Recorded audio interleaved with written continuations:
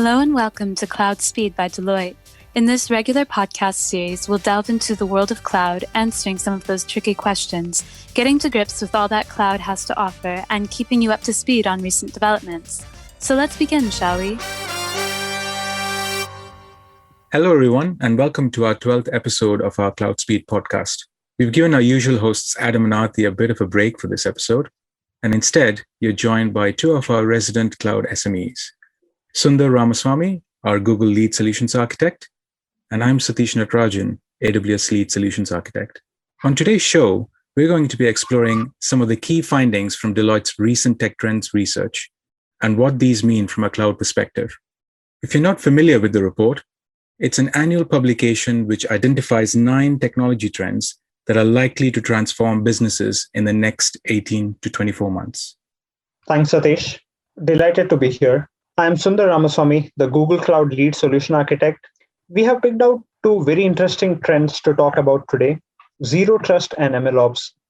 Throughout this episode, we'll explore these trends in more detail with expert opinions from our guests. We'll also be looking at what the various cloud service providers are doing in these spaces. So, to help us unpack our first topic on Zerotrust, we are delighted to be joined by Will Rockel, partner in our risk advisory practice. Will, would you like to introduce yourself? Hi, guys. Yes, my name's Will Rockel. As you say, I'm one of the partners in Deloitte's risk advisory practice. Specifically, I'm one of the cyber partners here. So we focus on helping clients understand and reduce cyber risk. For the last 18 months, I've been leading our Zerotrust offering. I'm working with several clients as they start along that journey and helping them work out how they can get the best return on their investment from that. Outside of work, I have 2 small children, 2 boys, and so I spend most of my time ferrying them around from various sporting activities to and from school and trying to keep them safe as we soldier on through this pandemic. Nice to meet you both. Thanks, Will. So Zerotrust is a concept that's centered on the belief that organizations should not automatically trust anything inside or outside its perimeters, but instead must verify anything and everything trying to connect to its systems before granting access. Well, it's interesting to see this as an emerging trend, even though the concept has been around for over a decade now. Why do you think this concept has reemerged in this year's trend report? And what insights have we gathered from our clients here? So it's a good question as to why now, I think. And probably to answer it, I need to give a little bit of a history lesson in where we've come from and what people have tried in the past as to how we've got to where we are today. So what most people think of when they think of trying to secure something is something that looks a little bit like an old-fashioned castle with a moat around it, where you take the things that are really valuable and you put them behind those high walls and you put armed guards around it and things like that. And really, that's the way that a lot of people design their cybersecurity environment, where they would have offices and data centers which they controlled, and they would put defenses around it. So if you were to picture yourself working in a traditional corporate environment, when you're in the office and plugged into the network, you can get to all of the resources and applications that sit on that network.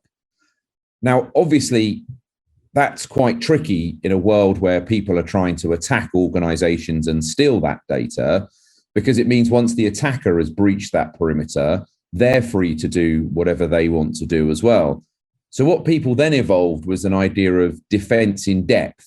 So not only having stuff on the perimeter to prevent people attacking, but looking at things on the network, on the end devices, in the applications, and then monitoring things that are happening in that network to try and spot things that look like attackers and then evict them as quickly as they can before they can do any damage. But you can see having that strong perimeter is quite impractical when you think about how people work today.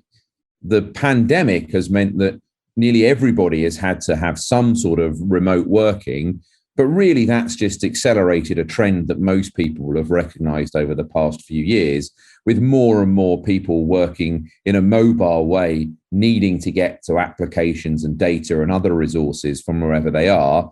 And most people already have had some kind of interaction with some sort of smart device, whether that's a smart health device, smart medicine, smart houses, entire smart cities, connected cars, are all examples of things that need to reach back to get to some sort of resource. And so that perimeter becomes more and more porous. Things like cloud computing obviously also are a factor in that people don't tend to build brand new data centers which they own and operate, which you guys have covered in depth in lots of other cases.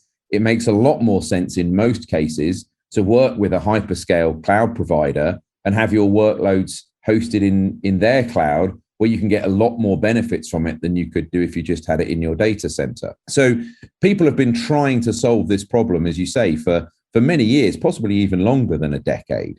And what we've now seen with Zerotrust is a way of thinking about how to manage those security risks and enable those kind of use cases and get the benefits from it without having to spend an absolute fortune on technology, or without having to bend people and devices' behavior into really unnatural ways of making it appear like they're within a perimeter when really they aren't. So Zerotrust is a way of thinking about that solving that problem. And what we've seen is that can bring some real benefits. I guess the big insights that we've seen from our clients are Zerotrust is a way of thinking. It's not a single technology. You can't go to your local IT provider and say, I'd like to buy a Zerotrust. It's a whole, as I say, way of thinking about things. And so it requires quite a lot of changes into the way that people design and build and operate systems. But it doesn't necessarily mean a huge increase in cost. And in fact, in some cases, we've seen overall costs for running technology and running security coming down when Zerotrust is adopted. Thanks for the detailed insight, Will. So Zerotrust is based on the concept of never trust anything implicitly and always verify, which seems very relevant, especially from the standpoint of a CSO or a CTO. So Will, if I were the technology leader of an organization, how would I actually realize the benefits of Zerotrust? So I think the first thing that any technology leader needs to do when they're trying to answer a question like that is really try and understand first, what are the benefits that they're expecting to get from moving to an architecture like Zerotrust? We talk about a few of them in the Tech Trends paper, and there's some other points of view that we've raised, but the main ones that we see from talking to clients are improving collaboration, whether that's internally or with third parties. One of the other tech trends is around improving the value chains, and Zerotrust is a great thing to help enable that and how to share information with third parties and other people to make up those value chains. But also things like improving employee experience. And I can't think who amongst us would not have at some point got frustrated with having to go through what feels like some sort of security barrier to do what should be a simple task. And then there's things like improving the agility with which you can deal with clients and customers, and how you can improve your activity around mergers and acquisitions and become much more agile in that way. So really the first thing for any kind of leader, as I say, is to really work out what's the benefit that they're trying to derive from moving down this road. And it's not just make security better and harder for people to attack. So once that's in mind, really the next step is to work out, what does the journey look like to derive that benefit and what needs to be done? One of the things that we talk about quite a lot with clients is how, even if you're not ready to make that entire journey in 1 year or in one financial planning period, one budget cycle, how can you structure that program that there's no regrets and that you can start to get some of the incremental benefits as you go along? So one of the things that we've seen as an example of that is with a large engineering organization. They acquired a business that was very innovative and relied on lots of things like collaboration, like platform as a service and software as a service type cloud implementation, which was very, very different from the way that the parent organization had always operated. So what we were able to do is understand what benefit they were trying to get from it, and then help them with using zero trust architecture and technology to move to a space where we had an island of people operating in zero trust who could interact both with the corporate systems and the normal ERP systems that everybody did, but also with some of the more advanced cloud type applications that they were trying to use. And what we found was, prior to us being involved and talking about how they could do things in zero trust, the level of user satisfaction was really very low. And actually, they were suffering from quite bad staff attrition. Once we'd implemented that zero trust, we saw that people were able to work in a much more agile way. They were back to being able to collaborate with themselves and with other third parties, and they were much happier. And of course, productivity went up quite a lot. And so they were able to see some absolutely real life benefits from it. So there's lots of things that you could do to justify why a zero trust architecture is the right thing for you. But the key thing is to work out what's best for the business and then work out how you can deliver it.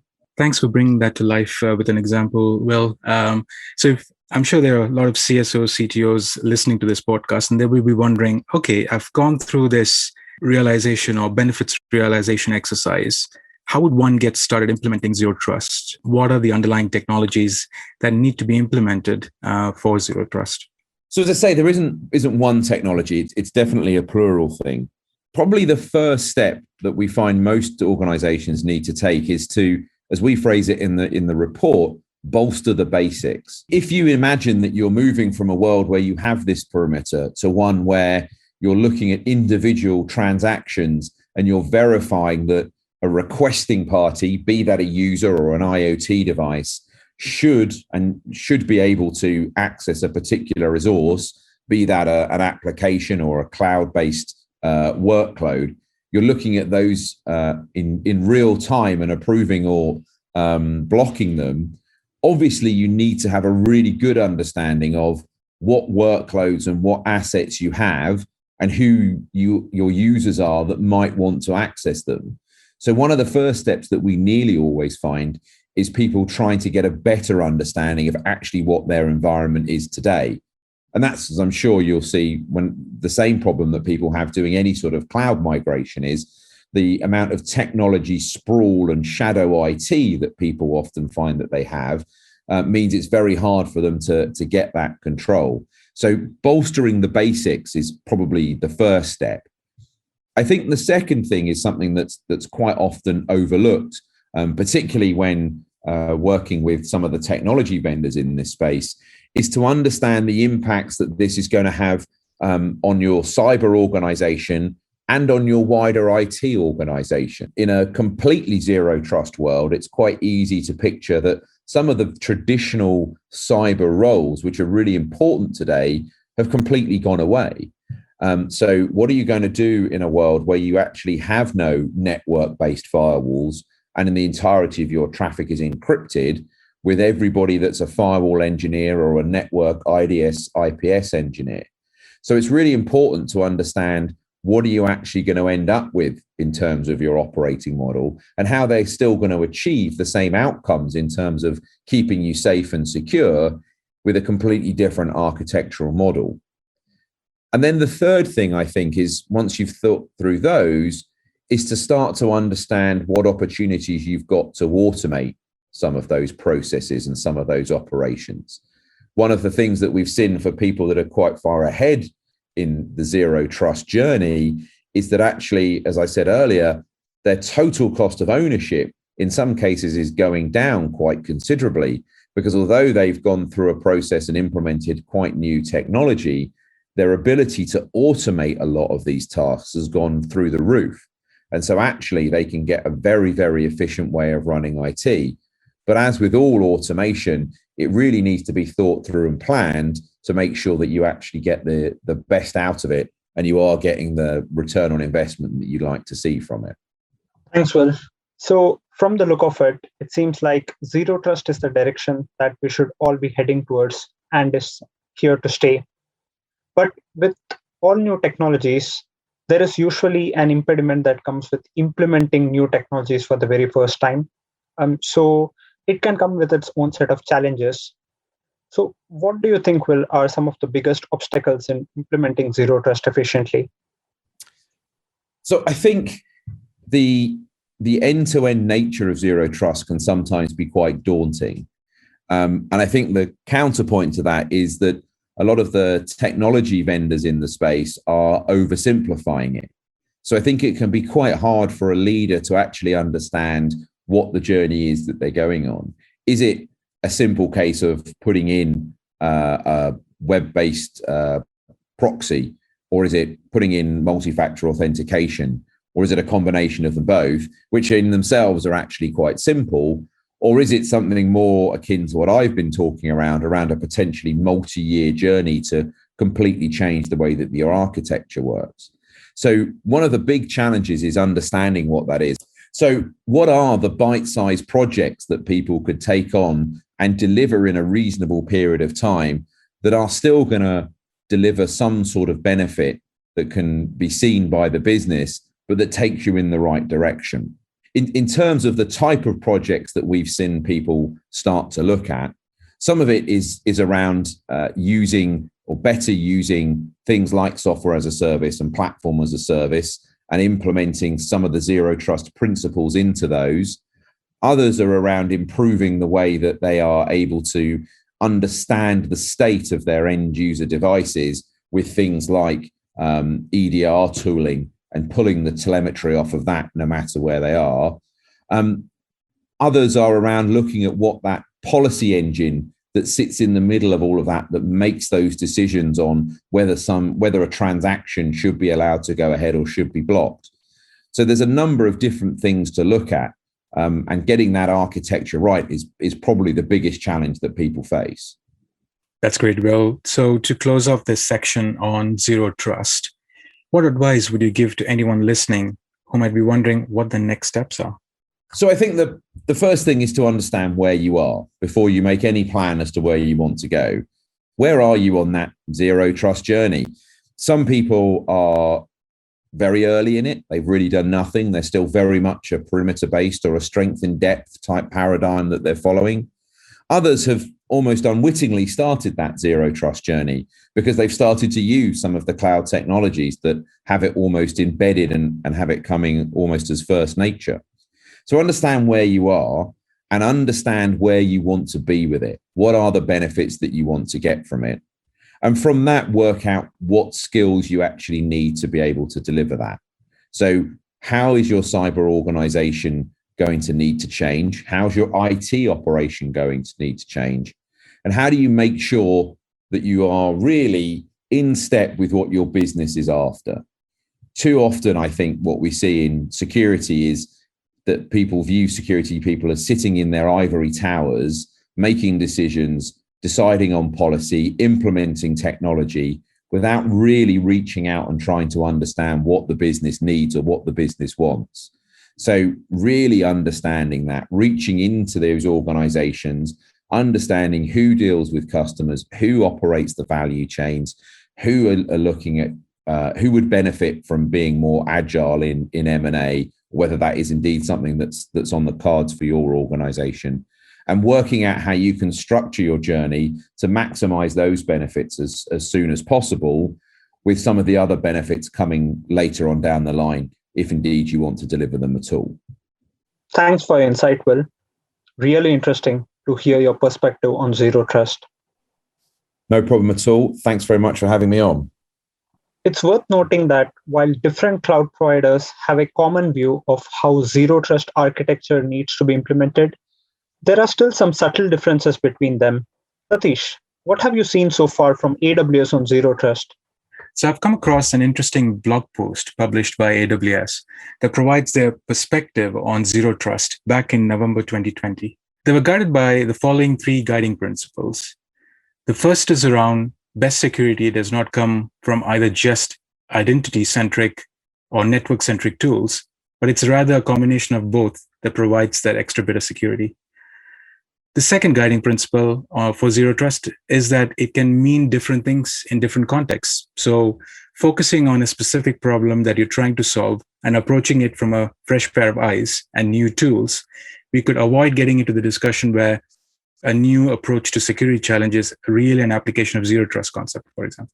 And the final guiding principle is the application of Zero Trust in accordance with the organizational value of the system and data being protected. So over time, the application of Zero Trust model will continue to improve defense in depth and continue to make security controls we already have working better through the increased visibility and software-defined nature of the cloud. Also in the blog, they actually go on providing their own implementation of Zero Trust with an example. And the most prominent example of Zero Trust in AWS is how millions of customers typically interact with AWS every day using the management console or securely calling AWS APIs over a diverse set of public and private networks.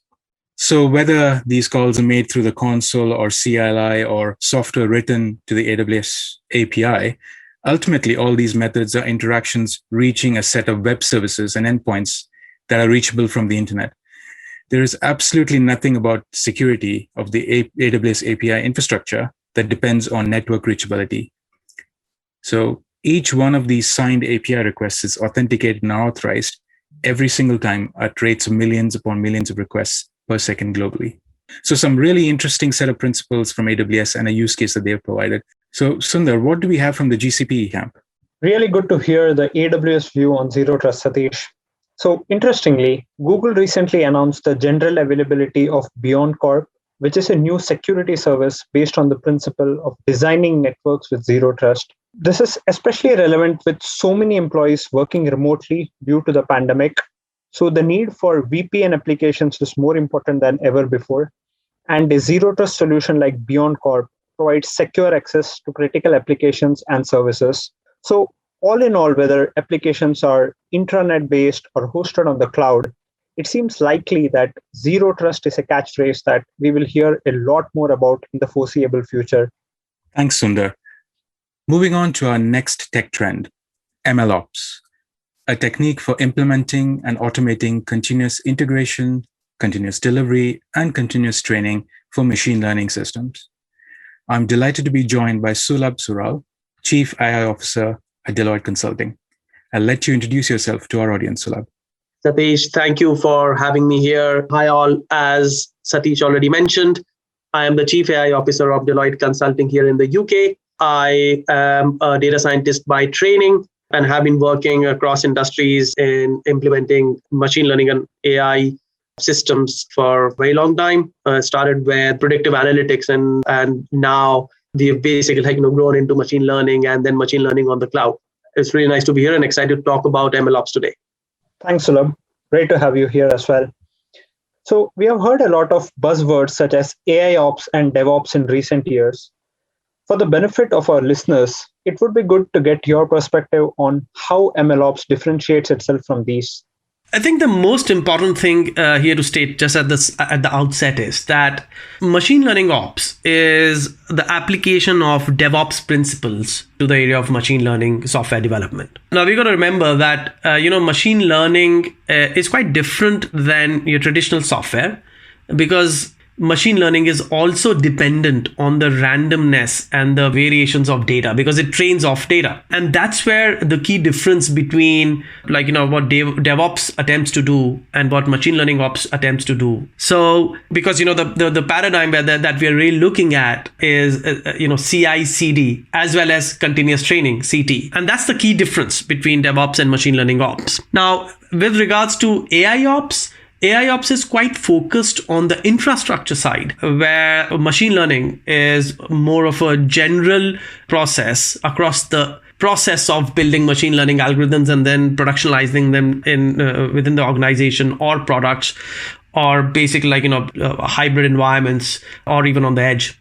Thanks, Sulabh. So you've been front and center in the machine learning space, as you mentioned earlier. What's been the driver to MLOps and what sort of problems does MLOps try to solve?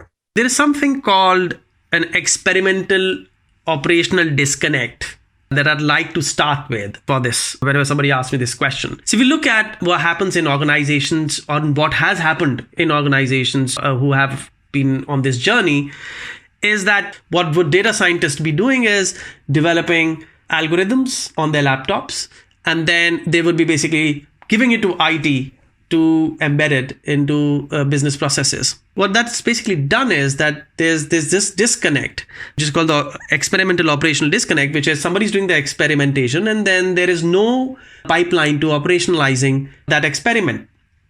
And that big disconnect is what machine learning ops is trying to take out.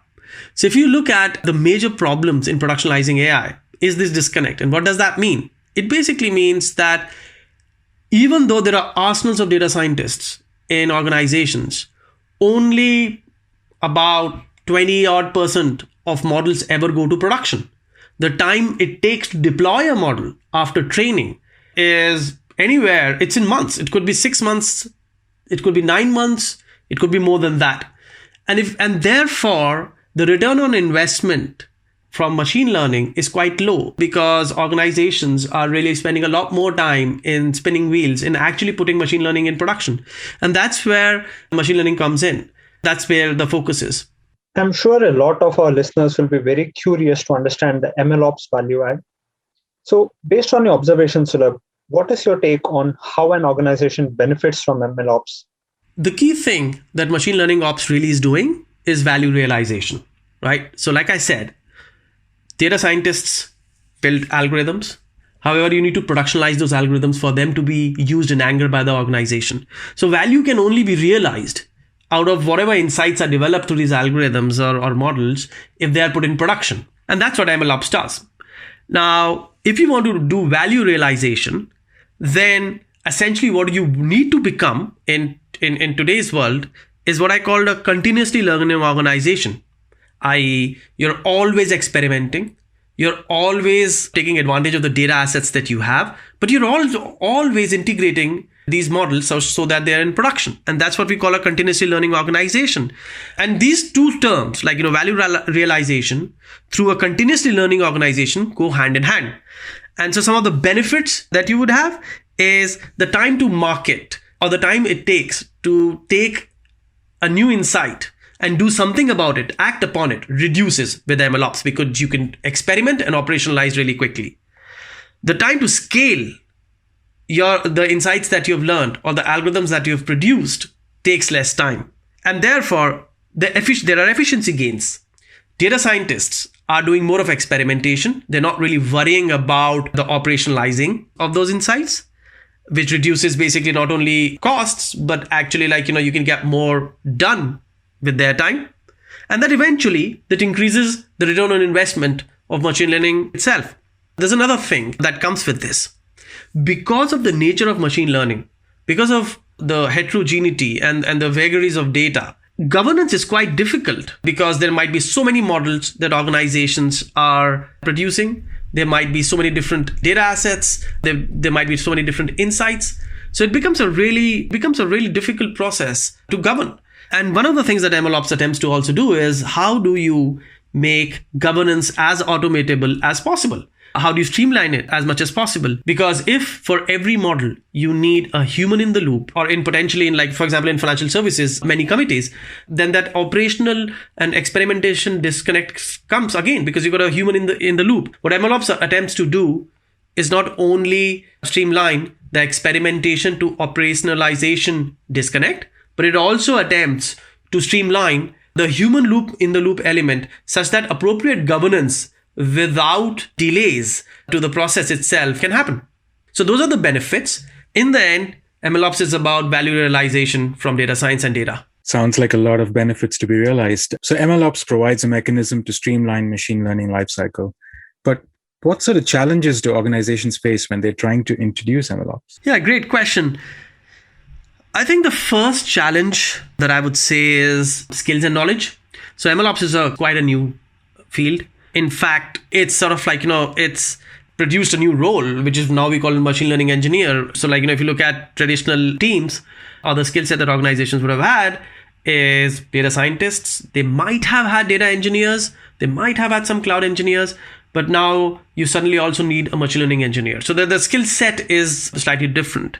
So first is skill and knowledge. I think the second challenge that I've seen is legacy technology. So if you look at a lot of the machine learning tools, as well as there for MLOps tools, they're quite sort of tuned for modern platforms, compute platforms such as cloud and others. And if you do have legacy technology, then it's very difficult to implement these processes and these tools. The third thing is MLOps, like I've explained in my earlier answer, is about automation. And automation is going to be constrained by the type of regulatory environment, the legal environment that an organization operates in. So for example, a private sector organization, which basically has certain consumer data, could probably automate a lot of the machine learning lifecycle. But a heavily regulated organization, let's say within the financial services, cannot. So MLOps is also sort of constrained by the regulatory environment and the legal environment that the firm operates in. But the most important thing is MLOps it's not a use case or it's not a do it in the corner kind of thing. MLOps by its definition is enterprise wide. So therefore the most important thing here is vision and sponsorship right at the leadership level. And not only vision and sponsorship, but at a very senior level, ownership. Somebody who has stakes in making sure that MLOps is deployed across the organization. And it is these things that we see are challenges because it's such a new process and all the associated things are still developing within organizations. Thanks, Sulabh. This definitely sounds exciting. MLOps seems to be something that is here to stay. Finally, to round this up, Sulabh, what would be your 3 key takeaways on MLOps to our listeners? Yeah, I think the first statement is, and I'll come to the takeaway after that, but the first statement is that MLOps will be central to sort of really embedding AI. So we can build models, we can do insights, but to really embed AI the way we think about it in terms of exponential growth, you will need MLOps. That's the first thing. And therefore, the key takeaways are that you need to think about the talent and skills because the nature of the team is changing. So you need to think about the talent and the skills. You need to get the right tools and technologies because you need to future-proof your MLOps. MLOps in itself is going to change with advent of hybrid platforms, with the advent of edge computing.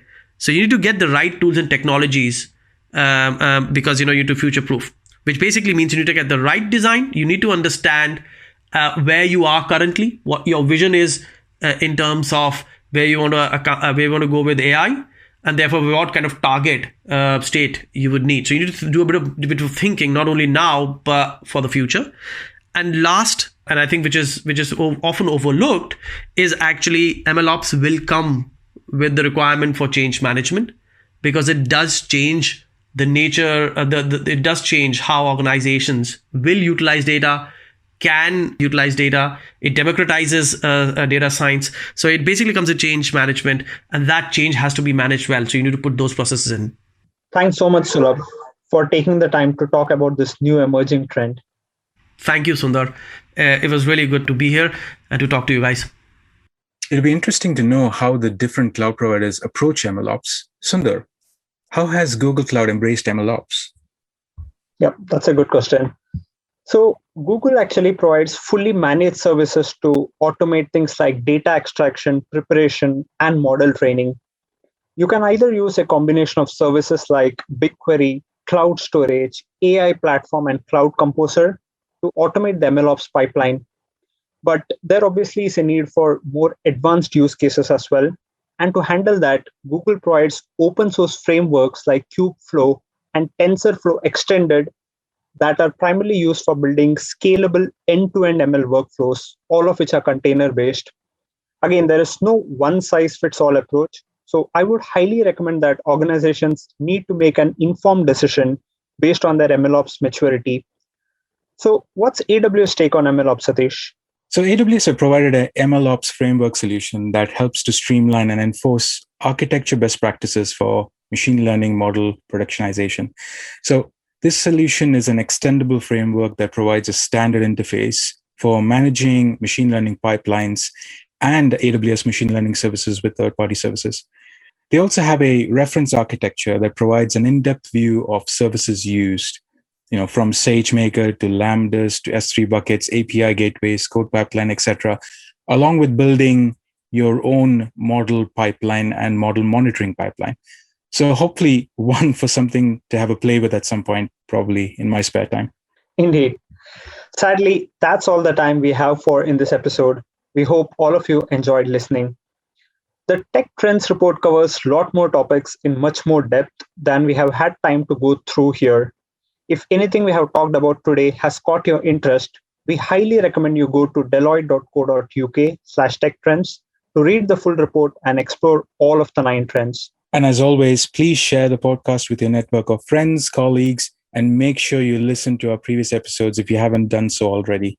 For now, it's goodbye from myself and Sundar, and regular scheduled programming will resume with our hosts in our next episode. And a huge thanks to our incredibly knowledgeable guests. Thank you for listening to Cloud Speed by Deloitte.